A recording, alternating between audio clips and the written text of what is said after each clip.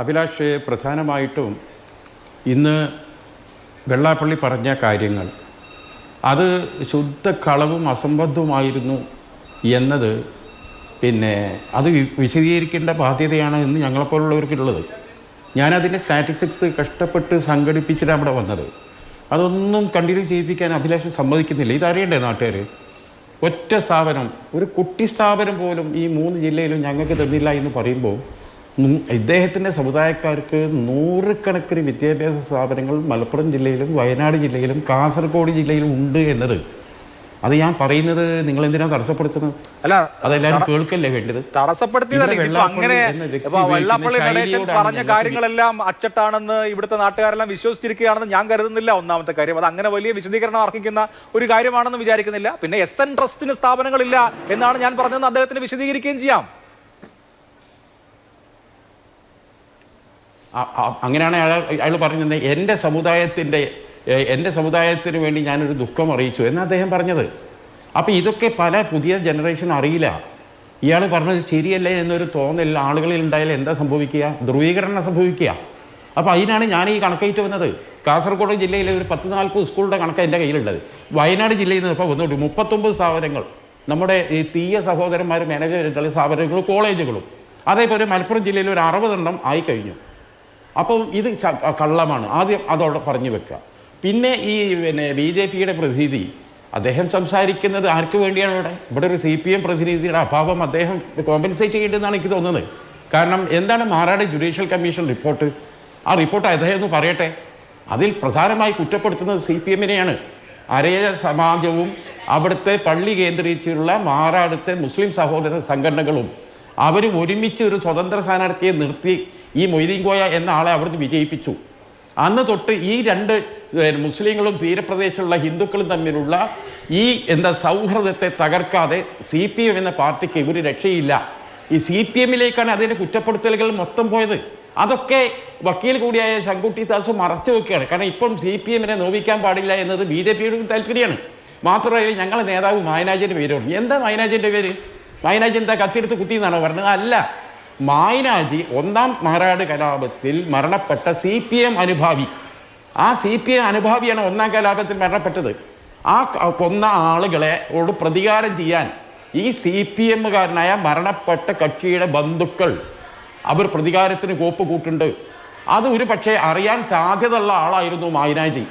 ആ നിലക്ക് മായനാജി അത് പോലീസിനെ ഇൻഫോം ചെയ്യണമായിരുന്നു എന്ന ഒരു അനുമാനമാണ് നടത്തിയത്. എവിടെയും ശരിവെച്ചിട്ടില്ല, എവിടെയും ആരും ഒന്നും ചെയ്തിട്ടില്ല. ഈ മൊയ്തീൻ കോയരൊക്കെ മൊയ്തീൻ കോയൊക്കെ കോടതി വെറുതെ വിട്ടതിൽ പെട്ടതാ. പ്രതികൾ ഇപ്പോഴും അത്ത് കിടക്കണം. ആരാ ലീഗ് പ്രവർത്തകരാണെന്ന് മാത്രം നിങ്ങൾ പറയുന്നത്? നമ്മൾ എന്താണ് മാറാട് കലാപം എന്ന വിഷയം ഇവിടെ ഉന്നയിക്കേണ്ട ആവശ്യം എന്താ? മാറാട് കൂടി ഇവിടെ ഇനിയും ചർച്ചക്കെടുത്താൽ എന്താ ഇവിടെ സംഭവിക്കുക? ഈ വെള്ളാപ്പള്ളിയുടെ ഉദ്ദേശവും വെള്ളാപ്പള്ളിയുടെ ചോദ്യം നിങ്ങൾ എന്നോട് ആ മാറാട് സംബന്ധിച്ച കാര്യം ചോദിക്കാൻ തന്നെ പാടില്ല. ചോദിച്ചാൽ ഞാൻ ഇതിന് വിശദീകരണം പറയുമ്പോൾ BJPക്കാരെടുത്ത് ഇത് പറയും. ഇനി നാളെ മാറാടിൻ്റെ മുകളിൽ ഈ നാട് ഇനിയും ചർച്ച ചെയ്യണം. ഇത് എവിടേക്കാണ് ഇതിങ്ങനെ പോകുന്നത്? അത് നിങ്ങൾ മനസ്സിലാക്കണം. ഇന്നിപ്പോൾ ഞാൻ സംസാരിക്കുകയാണ്. ഏറ്റവും കൂടുതൽ ജനസംഖ്യയുള്ള ജില്ലയാണ് മലപ്പുറം. അത് അഭിലാഷം സംഭവിക്കുമല്ലോ. ഏറ്റവും കൂടുതൽ സർക്കാരിലേക്കും കേന്ദ്രത്തിലേക്കും നികുതി കൊടുക്കുന്ന ഒരു ജില്ലയാണ് മലപ്പുറം. ആ മലപ്പുറം ജില്ലയിലേക്ക് 204 ഡോക്ടർമാരെ സംസ്ഥാന സർക്കാർ ഇന്ന് നിയമിച്ചപ്പം വെറും 4 ഡോക്ടർമാരെയാണ് മലപ്പുറം ജില്ലയ്ക്ക് അനുവദിച്ചത്. അത് മനസ്സിലാക്കുക. ഇത് എന്തൊരു ഡിസ്ക്രിമിനേഷനാണത്. ഒരു ജില്ലയോട് ചെയ്യുന്ന അനീതി നിങ്ങളെ മാധ്യമങ്ങൾ എന്തുകൊണ്ട് അത് ശക്തമായി പറയുന്നില്ല? അവിടെ ജീവിക്കുന്ന 10-30% ഹിന്ദുക്കളില്ലേ? 5-6% ക്രിസ്ത്യാനികളില്ലേ? ഒരു പ്രതിപക്ഷമില്ലാത്ത ഒരു ജില്ലാ പഞ്ചായത്ത് അവിടുത്തെ ജനങ്ങൾ മുസ്ലിം ലീഗിന് സമ്മാനിച്ചു എന്നതിന് ഇவ்விதമുള്ള പ്രതികാരമാണ് ചെയ്യേണ്ടത്. 202 ഡോക്ടർമാരെ കേരളത്തിൽ നിയമിച്ചപ്പോൾ മലപ്പുറം ജില്ലയിലേക്ക് വെറും 4. ഇതെന്തൊരു കണക്കാണിത്?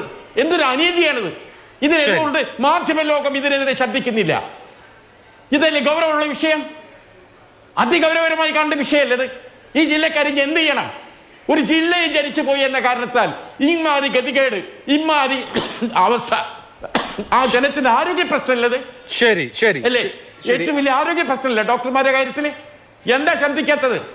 നിങ്ങളെ മാധ്യമ ലോകം തീപ്പന്തമാകണം ഈ വിഷയത്തിൽ. ഒരു ജില്ലയിൽ കാണിക്കുന്ന അനീതിയിൽ എനിക്ക് അതാണ് നിങ്ങളോട് പറയാനുള്ളത്.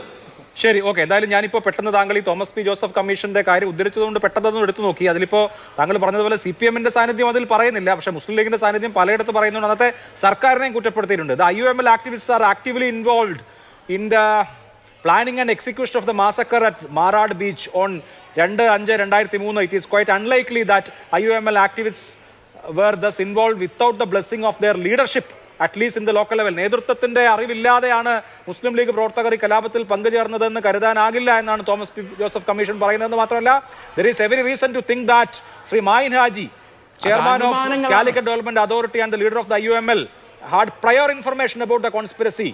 ഗൂഢാലോചനയെക്കുറിച്ച് മായിൻ ഹാജിക്ക് മുൻകൂർ അറിവുണ്ടായിരുന്നു എന്നാണ് ജുഡീഷ്യൽ കമ്മീഷൻ പറയുന്നത്. എന്ന് മാത്രമല്ല, ഈ സർക്കാരിനെ കുറിച്ചും അക്കാര്യത്തിൽ നെഗറ്റീവായിട്ടുള്ള പരാമർശങ്ങൾ ഈ തോമസ് പി ജോസഫ് കമ്മീഷന്റെ ഭാഗത്തുനിന്നുണ്ട്. അതായത് സർക്കാർ, അന്നത്തെ UDF സർക്കാർ ഇതുമായി ബന്ധപ്പെട്ട CBI അന്വേഷണം വേണ്ട എന്ന് വെച്ചത് അത് അൺജസ്റ്റിഫൈഡ് ആയിരുന്നു എന്നുകൂടി ഗവൺമെന്റിനെതിരെയുള്ള വിമർശനം കൂടി ഉദ്ധരിക്കുന്നുണ്ട്, അല്ലെങ്കിൽ പറയുന്നുണ്ട് ആ കമ്മീഷൻ റിപ്പോർട്ട്.